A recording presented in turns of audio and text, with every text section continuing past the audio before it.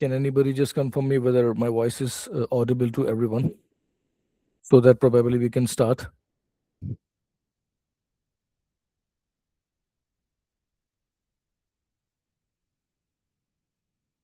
Anyone can please confirm whether I'm audible to everyone? Yes, yes, you are audible. Thanks, Please Abhishek. continue. Thanks, Abhishek, for Okay. the confirmation. Okay, so hi everyone. This is Gaurav Gupta on behalf of RF Tech Solutions, and today it's a demo session of the 5G training, complete 5G training module that probably will be starting from next weekend also. So this will be a demo session during which I'll show you what are the topics and the subtopics that will be covered in the entire 5G training program. And this training, hello, Sumi, is it not audible for you? You just message. Any other facing the same issue?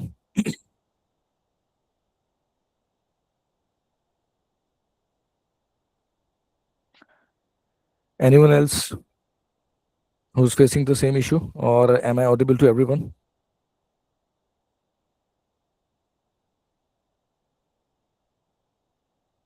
Abhishek, am I still audible to everyone? Yes. Okay. Sumi, probably you need to restart your system. I think there may be some issue at your end. So probably you can restart your system and can join back. So the entire 5G program will be on Ericsson based, Ericsson vendor based. So whatever counters and the KPIs, whatever topics we will be discussing, that will be Ericsson based. So let me quickly share my screen.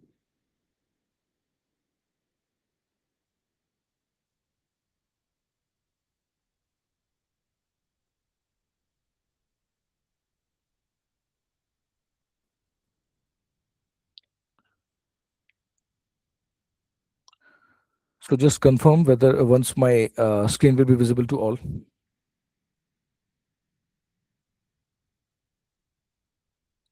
Is my screen visible to everyone? Anyone can please? Sir, feasible. Thank you. Thanks for the confirmation.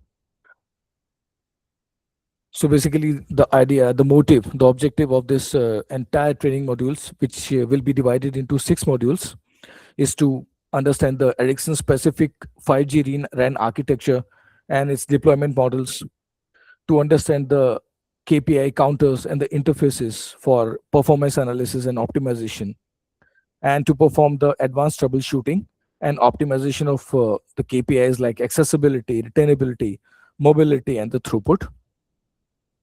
So this entire 5G training module, we have divided into 6 modules, starting from the module 1, that will be of 5G architecture and performance framework. And as you can see that in each and every module, the topics that we will be discussing right available on a screen.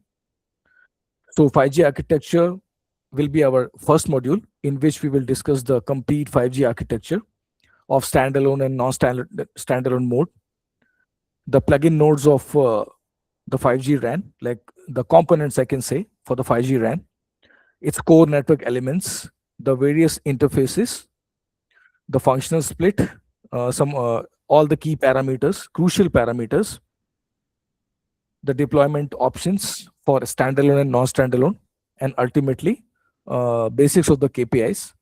Now, after completing the module 1, we will be starting with the individual category of the KPI. Like the module 2 will be for accessibility optimization.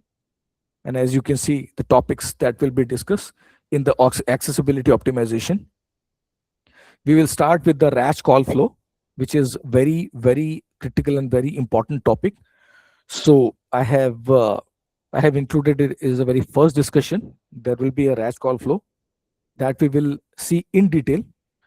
The message 1 to message 4 call flow, the call flow analysis, how it goes, or I can say a complete breakdown of that call flow.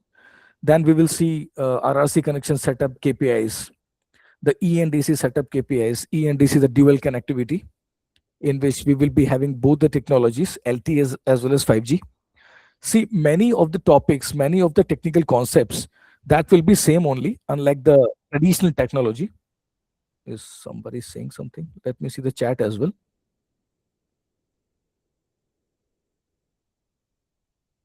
Okay. So many of the topics, many of the fundamental concepts will be same only. 5G means that is nothing like, that is absolutely different and that has no correlation with the 4G. No, that is not in place. Many of the concepts will be same only. And whenever some new feature or new term, any new terminology comes in between, that I will be highlighting, and that we will discuss separately in detail. So you don't have to worry about that. So accessibility optimization, as I was saying, and for each and every each individual KPI category, we will see the relevant Ericsson parameters and the counters. And we will not only go with the theoretical concept, but also we will see the case studies. I have prepared case studies that will include the problem statement, that will include the correct RCA that was diagnosed. And as per the RCA, the selection of the parameter set that needs to be fine-tuned.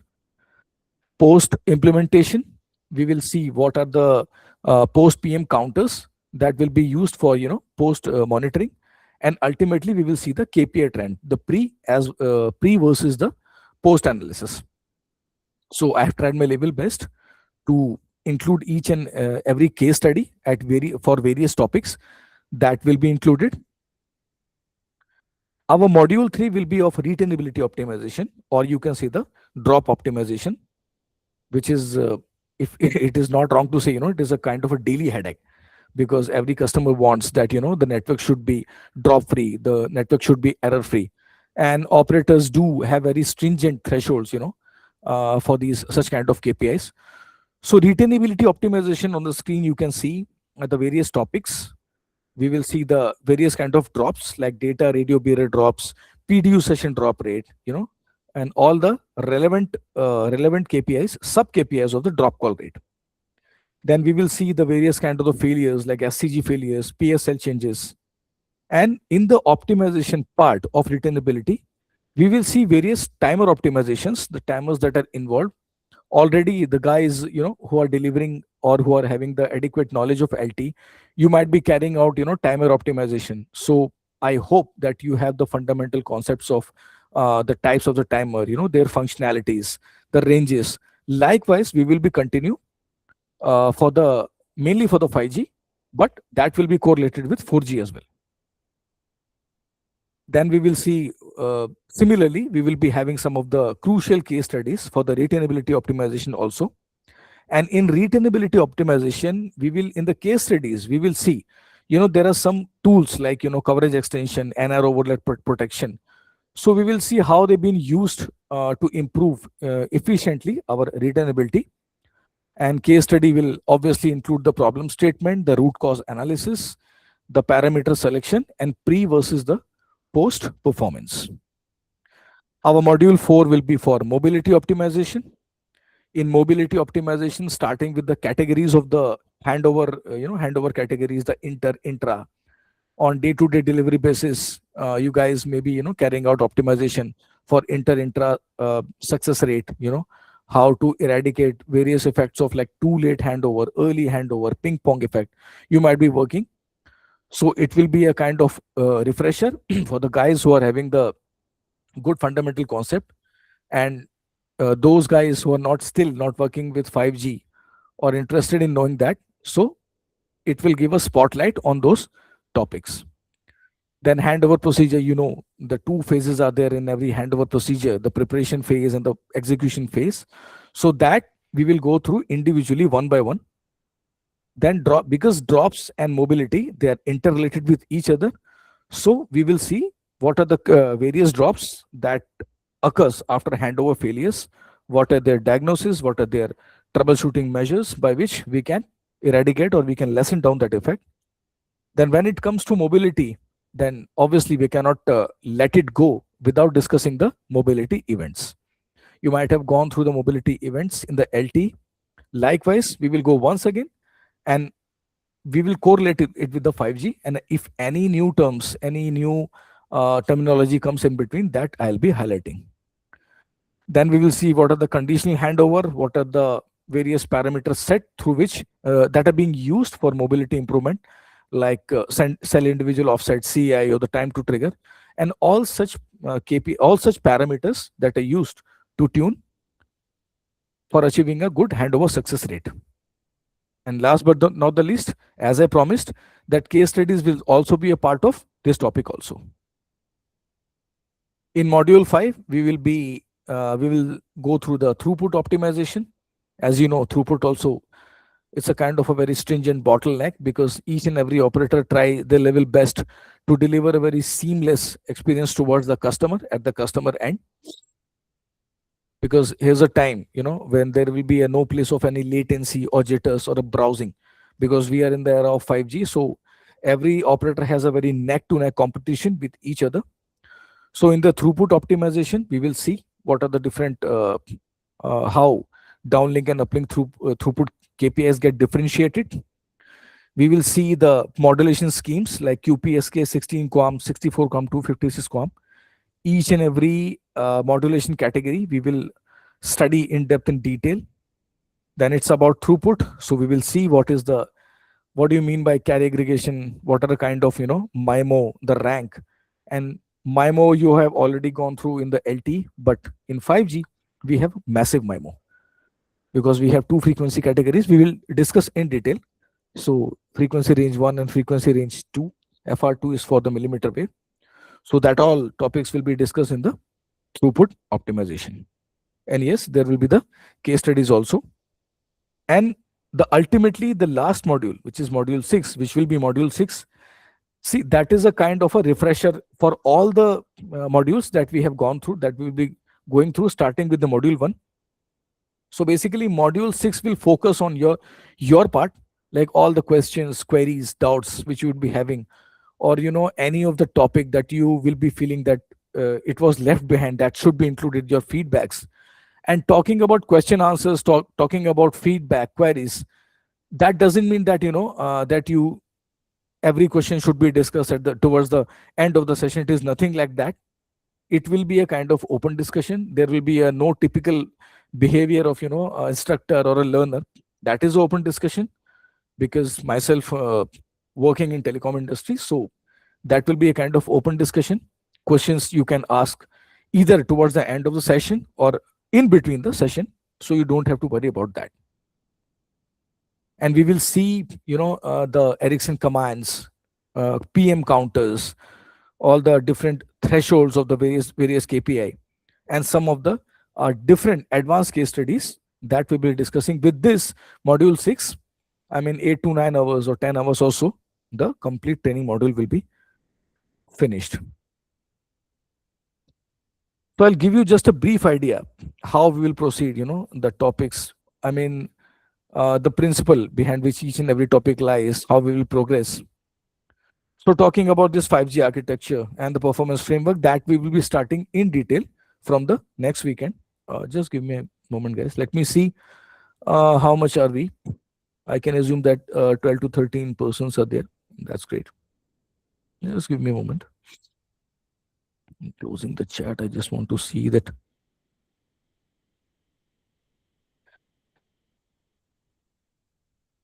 And there are guys, which have joined from different time zones. So thanks for taking your time. So yeah, talking about this 5G architecture and the performance framework. So this 5G architecture, see, this is structured to deliver very ultra fast speeds, ultra low latency, and massive device connectivity. It relies on modular radio and core network design. So performance network for 5G, it evaluates some of the critical KPIs such as throughput, latency, retainability, reliability, and connection density. So all these factors, they ensure the network can serve diverse use cases with very, very high efficiency and quality of experience. Because 5G majorly relies on the use cases. The more number of use cases will be there, so there will be more chances of exploring to go into the deep dive of this technology. So this 5G system architecture, just try to correlate with the 4G, because I believe that there is no one which is not having any of the fundamental concept of 4G. So in 5G, it will be a kind of some extra plugins that we'll be discussing in detail. Like for example, if I talk about the central element of this 5G RAN, so central element is G node B. In LTE you called it as E node B. In 5G it is G node B. So this G node B, which we can say the central element of complete 5G RAN, it is further split into two components that are called as central unit, CU, and the DU, distributed unit. So this central unit, it manages the higher level protocols like RRC, PDCP. While if we talk about the distributed unit, it handles the real-time task like MAC and RLC for the low latency. Talking about the core part, 5G, we call it as EPC, Evolved Packet Core. But for this 5G core, it is based on the service-based architecture. I can say that, if LTE, it is a fixed kind of architecture, but 5G is not a fixed kind of architecture. That is a service-based architecture, or I can say it is a cloud-based architecture. So this cloud-based architecture with functions such as, access and mobility function, AMF, and the user plane function for flexible, scalable service delivery. And we will see, as just to revise, it is a very basic thing that we must know why 5G being used, what are the add-ons that we are having apart from LTE. One user is using LTE phone, already it is getting a good data speed. That particular user using LTE is efficiently able to use social media, YouTube and all that. But still, why to use 5G? This question comes. It is a very basic question, but a very typical technical question. So this is a summary kind of, it just conveys answer, no need to say anything, because we need better peak data rate, we need better spectral efficiency, we need our latency to be lessened down, the connection density should be improved, mobility should be good, and the capacity, the efficiency as compared with our traditional technology, which is LTE, should be better. That are the technical reasons behind using the 5G. Okay, this is a very basic. I hope that you might have gone through. It is nothing here. It is a demo session only. So let's start with a very slow pace, and our approach will be like, it will be like simple to complex, rather than just getting down directly onto parameters and the counters. So it will be a kind of simple to complex approach. It is a very, very simple architecture differentiation diagram, which you can see on a screen. I may have used very fancy kind of complex jargon kind of diagram, but idea is to just simplify the things, not to complicate for you. You can see this is our very traditional LTE architecture, very short form of LTE architecture, where our baseband units, radio unit, that is connected with the EPC, that is Evolved Packet Core. But talking about the 5G, we have addition of a mid hall along with the back hall and the front hall. This mid hall that lies between the centralized unit and the distributed unit, that is, and all the halling, the mid hall, back hall, and the front hall, that will be connected to a 5G core. 5G core. This is a kind of a standalone architecture. Because standalone architecture, all components will be of 5G. LTE will not be used, as the name signifies. But for NSA, that is non-standalone, you will be having the legacy technology, that is LTE in place. So core part will be handled by the LTE and the radio part will be handled by the 5G. We will be discussing in detail during our first module that will be based on complete 5G RAN architecture. This will be our component. So unlike LTE, 5G is split into the G node B into three functional parts that you can see on a screen: the central unit, the distributed unit, and the radio unit. So these components, they communicate over standardized interfaces. So we will see what are those interfaces like F1, E1, front hall, and this G node B. And in the architecture part, we will be discussing each and every plugin component in detail. So as you know, in 5G, it is called as G node B, or LTE, it is called as E node B. Or if I can go back, that is BTS, we can say. So we know that what are the key responsibilities of BTS or E node B or the G node B. So the key responsibilities, of this G node B is like radio transmission and reception, scheduling and resource allocation, for controlling the signaling, mobility management, quality of services, etc. So these are the basic, we know what are the key responsibilities of the G node B. So we will see one by one all these components like CU, DU, RU. So if I talk about CU, central unit, this sits logically above the distributed unit. So this is centrally located. If I talk about distributed unit, So this is closer to the radio side. This is closer to the radio side, and it handles the real-time layer 1 and layer 2. If I talk about the radio unit, so radio unit is the physical radio front end located at the cell side, a hardware kind of box which you can see, near to the antenna, near to the cell side. And basic function will be like to it handles the RF processing and antenna related functions. So the details like their functionals, their functions, the interfaces that are involved, excuse me, that we will be discussing in our module 1. And in the same module, that is module 1, along with the 5G RAN architecture, we will see the different interfaces that are involved, that are related with that. We will see the terminology of each and every individual interface, and what are their functions, why they're being used. Then we will see some of the core component elements which you can see on a screen, like AMF, UPF, UDM, that we will discuss in detail. So we have one distinctive addition in 5G that is called as network slicing. That is not a part of the traditional technology, that is LTE. We have network slicing. This is a kind of an advanced feature which you can say in 5G. Just give me a moment. Yeah. So just want to put a spotlight. What do you mean by network slicing? See, it is a kind of an advanced 5G feature, which is not a part of our traditional technologies. Now the question comes, okay, what is it? But the question comes, why it is used?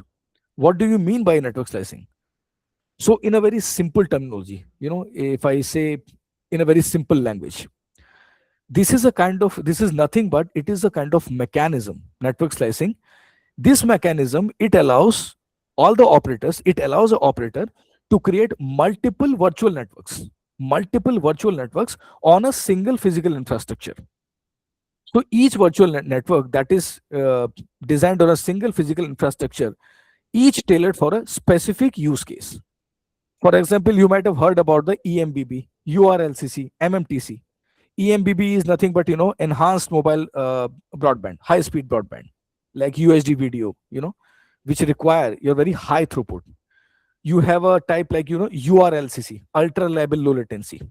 For example, for autonomous driving, for factory automation, which require very very low latency, like say less than 1 millisecond of latency.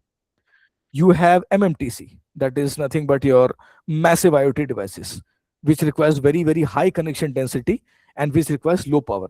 So each kind of category, each of these services, so operator creates multiple virtual networks on a single physical infrastructure. So each is tailored for a specific use case, which you can see on a screen. For that, we have a very advanced feature in 5G that is called as network slicing. This is just a brief introduction for that. Details and all that we will be covering in our next module, beginning with the module 1. Right? I just stopped here just to give you a brief idea for this advanced 5G feature.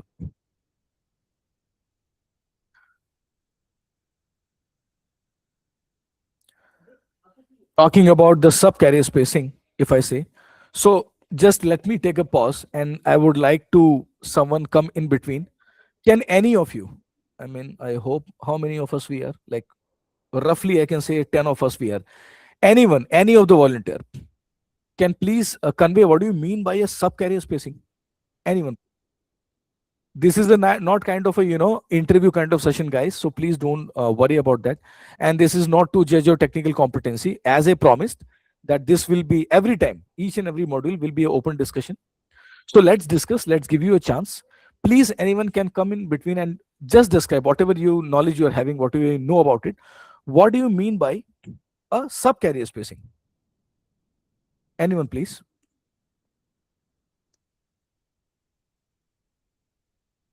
Because that is not a new term in LTE also. It is fixed 15 kilohertz. But the question comes, what do you mean by a sub-carrier spacing? Anyone, please? I stopped because I don't want this session to be monotonous, one directional. So that's why I had to jump in between. Anyone can please?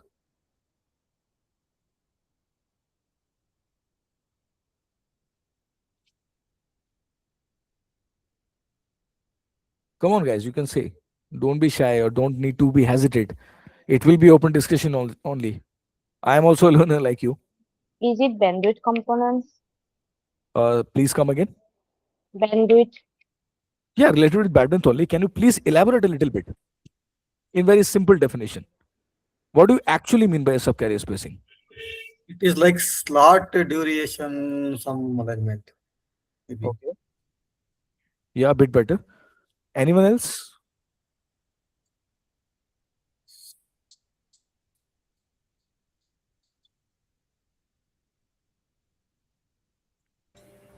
For wide coverage and backward compatibility, that something I had last time. No, that's okay. That's okay. At least you are just doing a brainstorm. That is good. See, if we talk about either of the LTE or the 5G, so air interface, okay, air interface, it relies on OFDM, orthogonal frequency division multiplexing. So instead of sending data over one massive single frequency channel, so this OFDM, this takes wide channel and chops it up to hundreds and thousands of tiny overlapping frequency bands. So these tiny individual bands, they are called as the subcarriers. To more simplify it, see, subcarrier spacing is nothing. It's simply the frequency distance, which is you measured in kilohertz. So this is the frequency distance between the center peak of one subcarrier and the center peak of the adjacent subcarrier. Simple. Frequency distance, which you measured in kilohertz, the unit, between the center peak of one particular subcarrier and the center peak of the adjacent subcarrier, nearby to it. Okay. In 4G, you have a fixed subcarrier spacing, 15 kilohertz.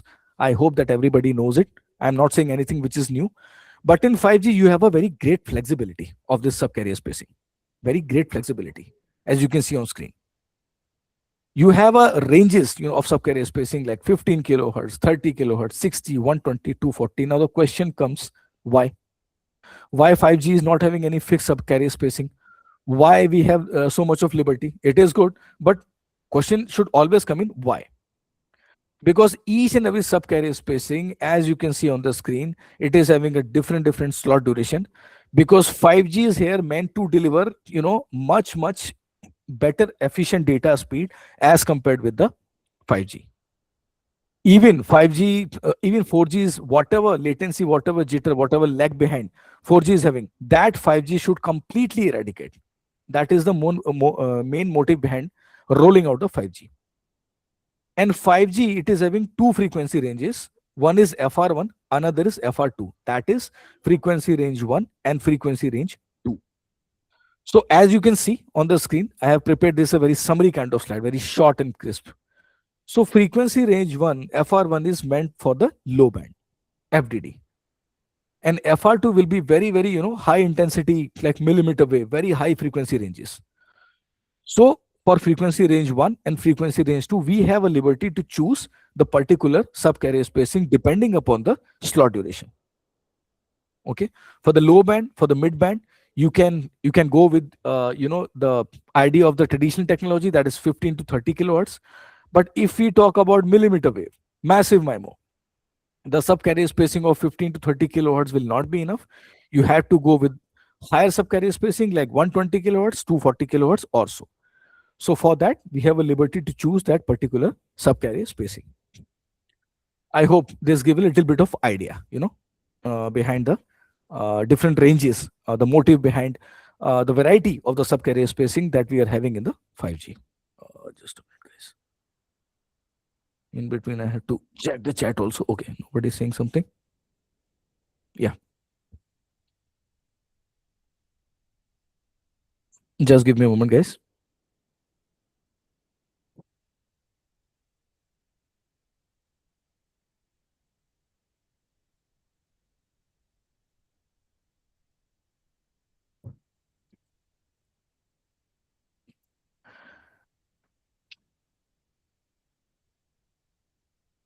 Yeah, we're good to go.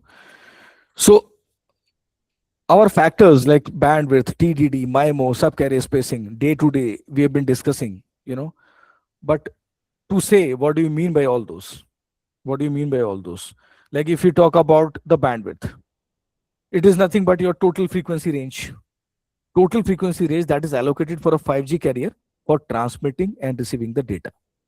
So as we all know that higher will be the bandwidth, higher will be the capacity and the throughput. So typical, typical 5G ranges, which I was saying about the FR1 and FR2. So this frequency range 1, it can support the bandwidth per carrier up to 100 megahertz. And if I talk about frequency range 2, so frequency range 2, which is dedicatedly for millimeter wave, so bandwidth per carrier, it supports up to 400 megahertz. That is all written right over here. So operator, they can aggregate multiple carriers to achieve the multi Gbps speeds. As I said, like for example, we have N78 band, 3.5 gigahertz. So it can support up to 100 megahertz. And we have a band like N258 band of 26 gigahertz. For that, it supports up to 400 megahertz. Sorry. So we have here the duplexing method. That is TDD versus the FDD. In 5G mainly uses the TDD. Okay. So as we know about the FDD, because we've been studying, we have been accounting it since LT. This frequency division duplex FDD, it separates uplink and downlink frequencies. It transmits and receives simultaneously. FDD is used in low and mid bands also. But what about TDD? TDD, it uses same frequency for both the uplink and the downlink, but in the different time slots. As the name signifies, time division duplexing. It uses same frequency for both uplink and uplink, for both downlink and uplink, but in different time slots. So TDD, this uplink to downlink ratio, it is configurable and it provides more flexibility. This provides more flexibility. Okay. If I just segregate TDD versus FDD in terms of parameter, like if I say about spectrum, let's discuss about the spectrum. If I say spectrum, so FDD have separate uplink and downlink bands. But if I talk about TDD, it has shared uplink and downlink bands for spectrum.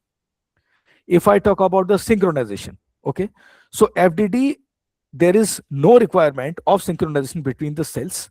But if I talk about TDD, so TDD requires synchronization in order to avoid the interference. If I talk about the typical use case, so FDD being used in low band coverage, but TDD, it is being used in mid or the high band coverage. Okay, very simple differentiation.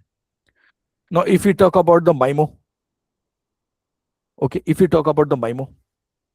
so anyone can please just give a brief idea or whatever you know about the MIMO. What do you mean by a MIMO? Hello, sir. Yeah. MIMOs are multiple input and multiple output. And generally, when we have to increase the throughput, then we can use it. Generally 2x2, 4x2, 4x4. And India on the Geo project 32x32 MIMO use. Yeah, correct. Basically, sir, in short, sir, if we have to increase the throughput, then we can 32x32 or 64 into 64. So you are trying to deliver best of the best data speeds towards the customer through MIMO, right? Yes, sir. Yes. How you do that? That is okay. You have those concepts. You read about the objective of the MIMO. But now the question comes, how? Or I can say, what is the working principle behind that? In just one line. I'm not expecting that you just recite the complete story. Same antenna will be used as an input and at the same time as an output. Or you can say by sending multiple data streams simultaneously. That's it. Yes, sir. Yes, okay. Yes. So MIMO, it uses multiple antennas at both the transmitter and the receiver. Thank you, Sumit. Thank you for coming in between.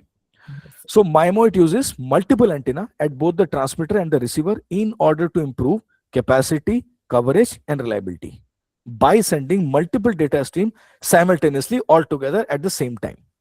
Right? That's it. So 32x32, you said that you have already saw in the Indian operator for Geo. So if I talk about because we will be discussing about the 5G. So what are the MIMO enhancement that 5G will add? So in 5G, we will be having massive MIMO, large antenna arrays. You saw about 32 cross 32. In massive MIMO, you will see 64 cross 64 or even more. That is what the term is massive MIMO. It will support large antenna arrays, 64 cross 64 or more. And MIMO enhancement, I talk about 5G. We will be having beamforming. This time also you might be heard earlier, but talking about beamforming in 5G.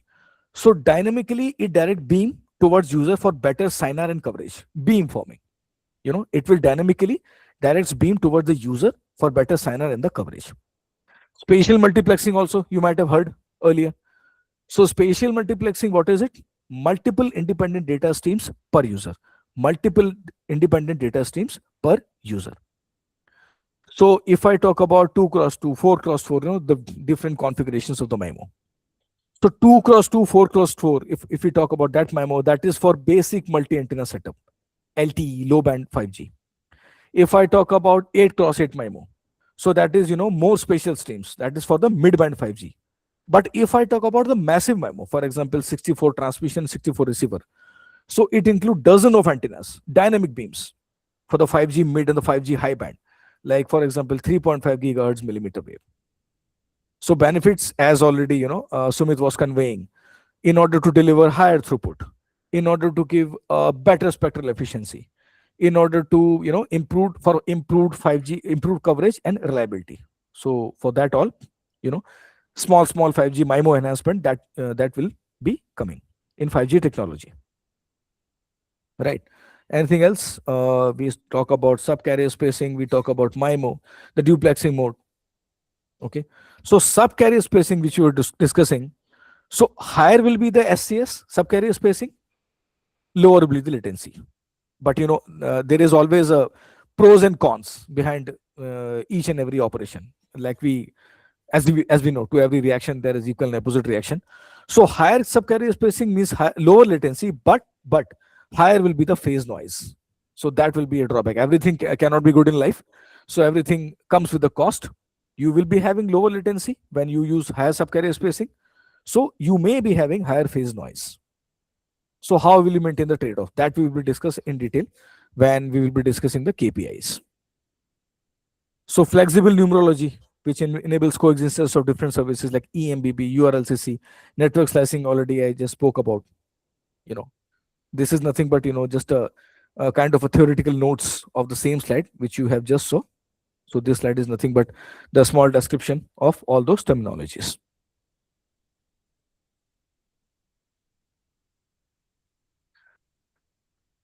Threshold we'll be discussing. Yeah.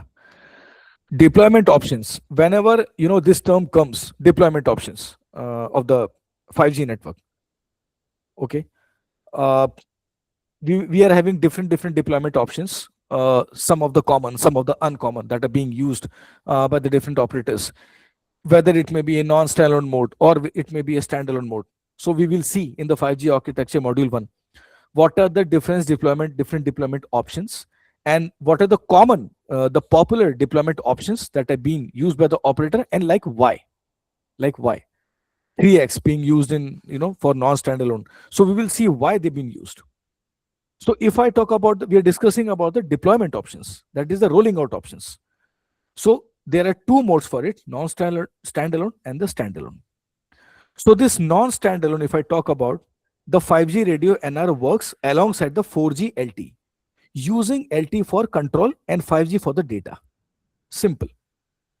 5G will work alongside together with the 4G LTE, where you will be using LTE for the control and you will be using 5G for the data. And on the other hand, if I talk about standalone, so 5G NR will work independently with its own 5G core, 5GC. There will be no involvement, or we can say there will be no dependency on LTE. 5G will it will work independently with its own 5G core. So standalone SA and non-standalone NSA, these are the two primary 5G deployment modes, each with distinct architectural and operational characteristics. Is somebody saying something? Okay. So in detail, definitely we'll be discussing. If I talk about the first one, this is the non-standalone. So NSA mode, this integrates the new 5G radio access network, NR, we can say NR, with the existing 4G LT core infrastructure.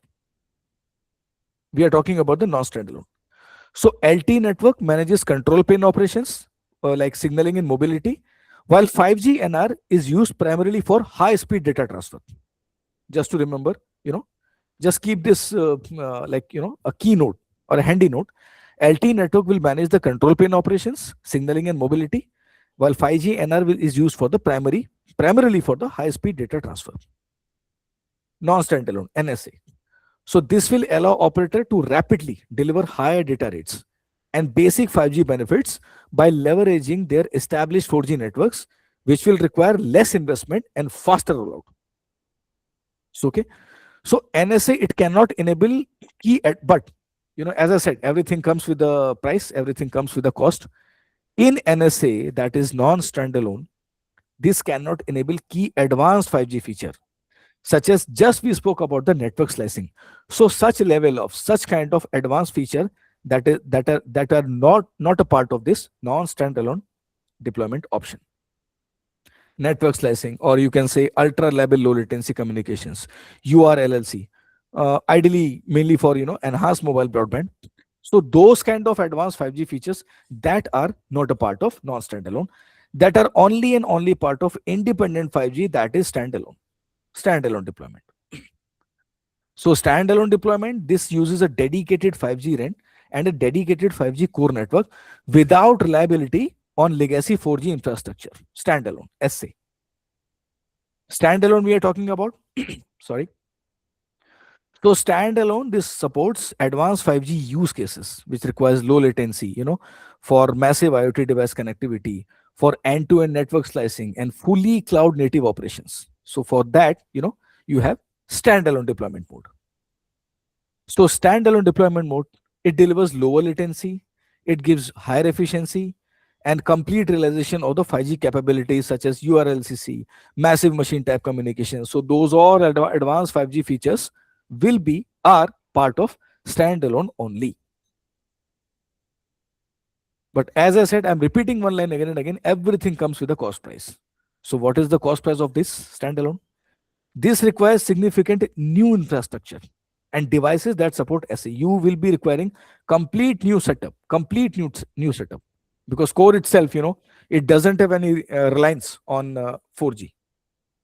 So that require higher amount of expenditure, and there should be devices that are compatible, that should support your standalone. So making nationwide rollout more complex and costly.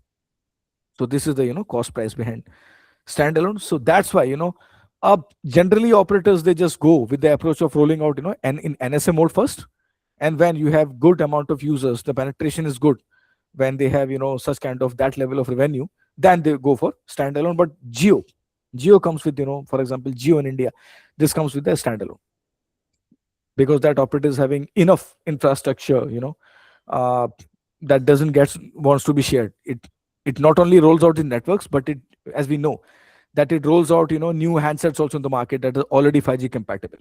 So it depends on that kind of financial budgeting. Multiple factors are there on which operator decide that it should go either of the deployment mode, whether on the NSA, on the SA.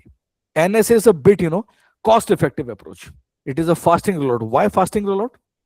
Faster rollout, because already you have 4G infrastructure in place. You are using the core of the 5G.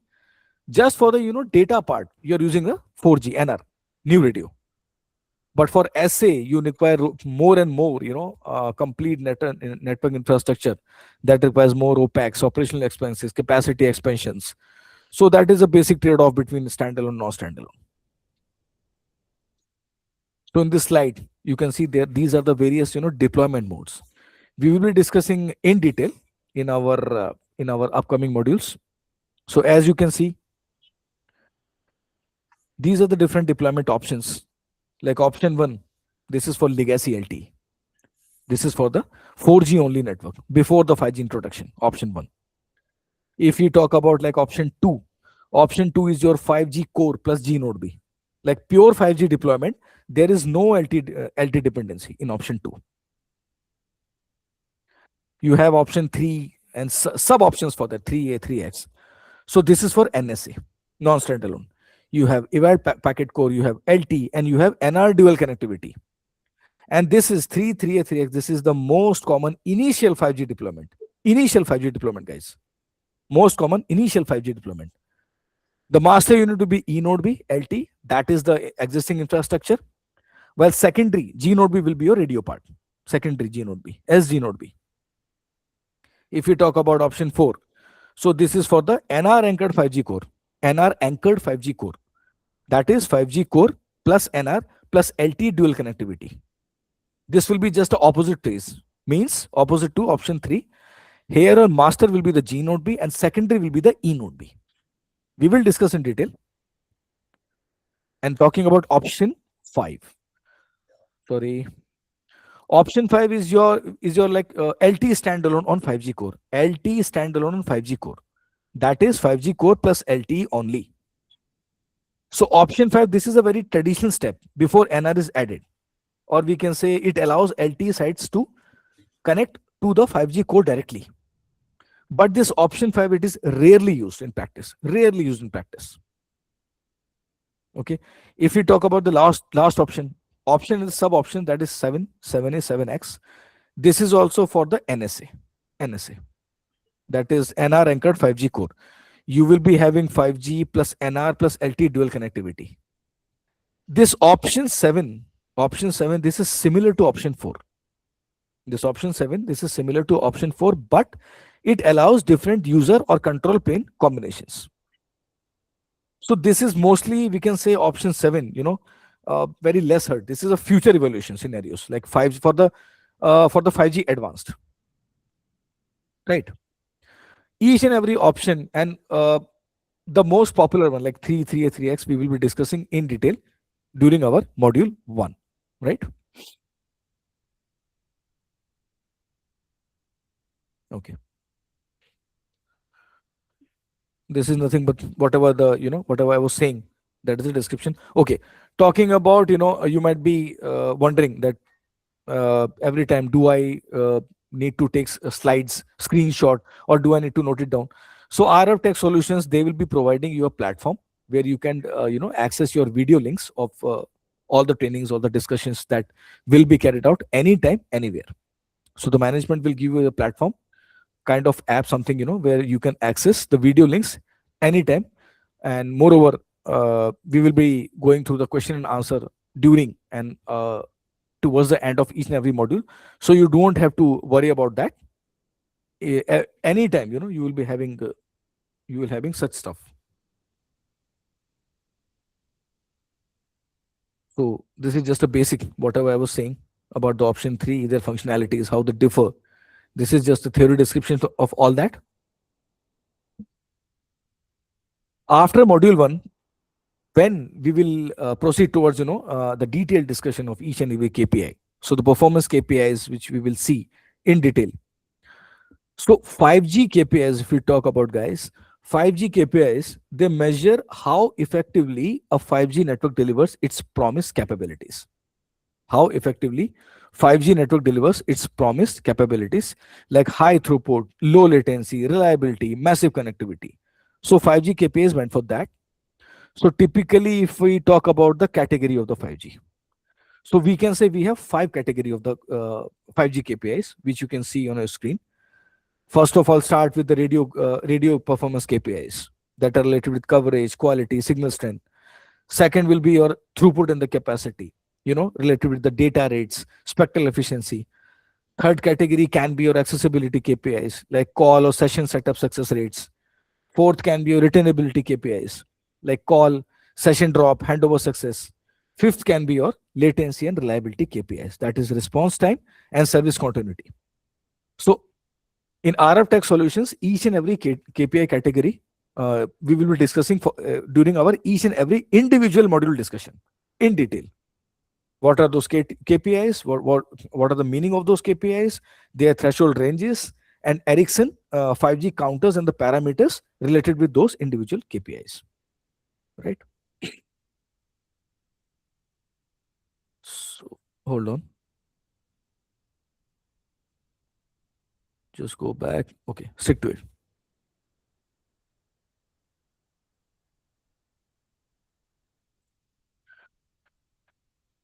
Okay, so as we were discussing about the radio performance, right? We were discussing about the, better to stick with this one only. We were discussing about the radio performance. So radio performance KPI, radio KPIs, they measure radio link quality and signal coverage. That's as simple as that. They measure radio link quality and signal coverage between UE and the G node B, between the user and the G node B, like RSRP, RSRQ, SINR, CQI, PRB utilization, coverage rate. So those all are related with the radio KPIs.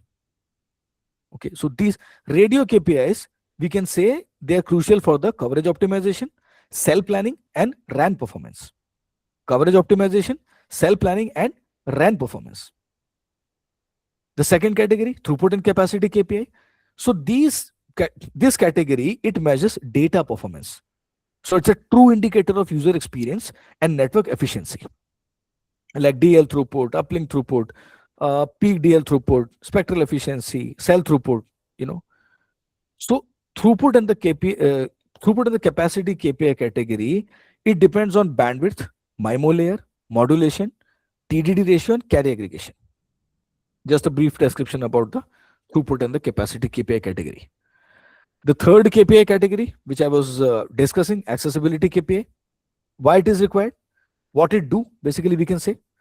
So accessibility KPI, it measures how easily users can access or they can establish their connections to the 5G network. How easily user can access, or you can say how easily they can establish connection to the 5G network. Accessibility KPI, if I talk like RRC setup success rate, ERAP setup success rate, DRB setup success rate, initial access setup success rate, call setup success rate. So all these KPIs are the key for ensuring network accessibility and low call setup failures.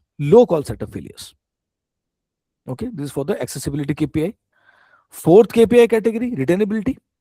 What it do? What it measures? Retainability KPIs, it measures the, obviously, relatively drop only. So it measures the ability to maintain an ongoing session without interruption or drop. As simple as that. It's the ability to maintain an ongoing session without interruption or drop. Drop KPIs, guys who are working since long in 4G or who have already started working for 5G, you know the name of those KPIs, like call drop rate, CDR, handover success rate, because this is you have very close coordination between the handover success rate, between drop and the mobility. You have KPI like ERAP drop rate, DRB drop rate, radio link failure, all those comprises of retainability KPIs. So important for mobility is the continuity and the QoE, quality of excellence. The last but not the least KPI category, that is for the latency and the reliability. So what it do? What it measures? It measures delay and dependability, we can say. Delay and dependability. So this is critical for application like URLCC, ultra low latency, and real-time applications. So we can't neglect with this KPI, because 5G, we have network slicing kind of advanced. We have massive MIMO. So we cannot just forget about the latency and the reliability KPIs. They were in place in LT, but we have to put some more focus towards latency and reliability KPIs. So KPI, if I talk about, that is related with latency reliability, you have E2E latency, you have air interface latency, you have network reliability, you have packet loss rate, jitter. So those all comprises with this category of KPI, that is latency and reliability. So these all that define 5G ultra low latency. These all define 5G's ultra low latency, and they are very crucial for autonomous IoT kind of applications and industrial use cases. Right? So this is a just brief introduction about the KPI category and what they actually measures. Right? This is a simple definition. Accessibility, like how you can users access the services, retainability, mobility, integrity. Yeah, the ranges.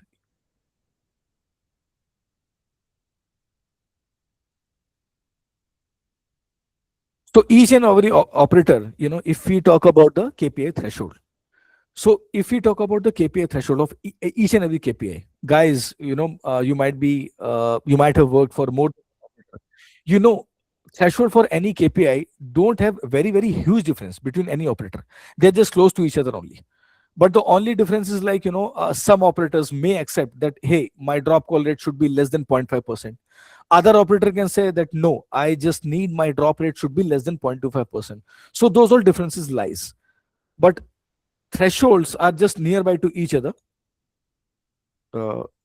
Just a minute, guys.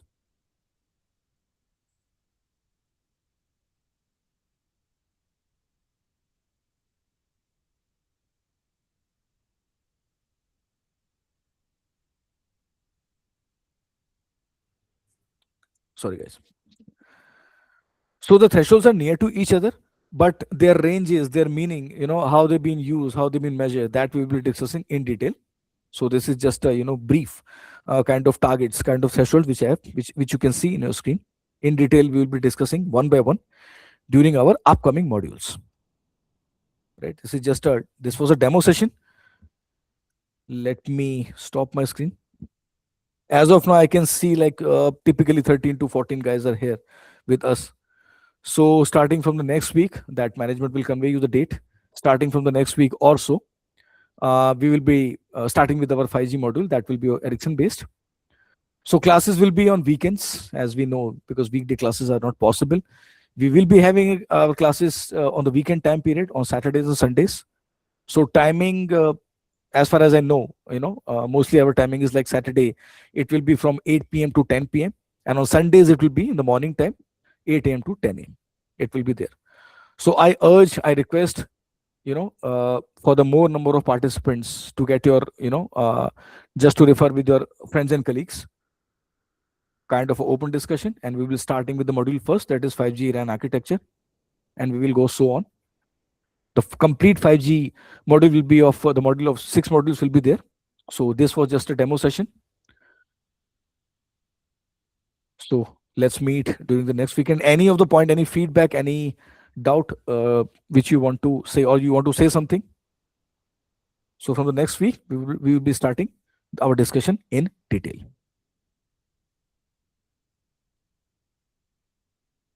Any of the point, anybody wants to say something?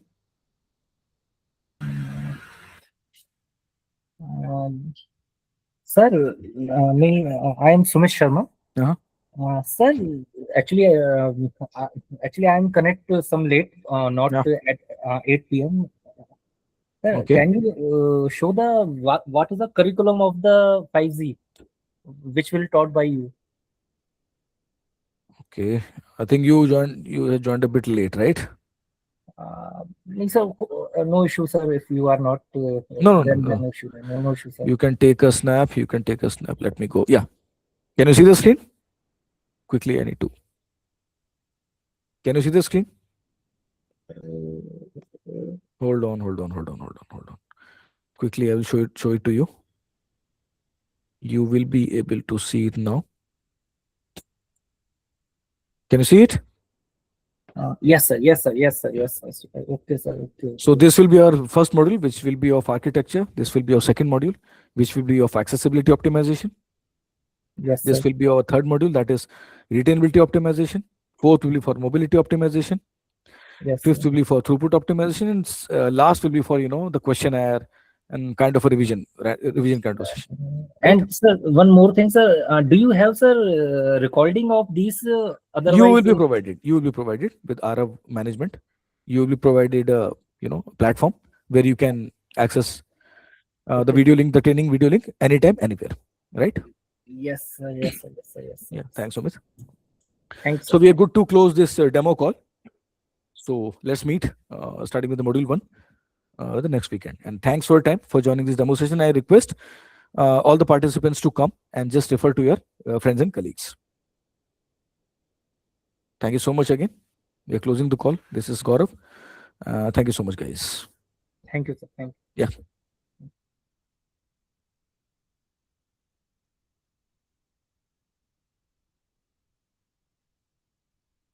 Thanks for having us. Thanks for this.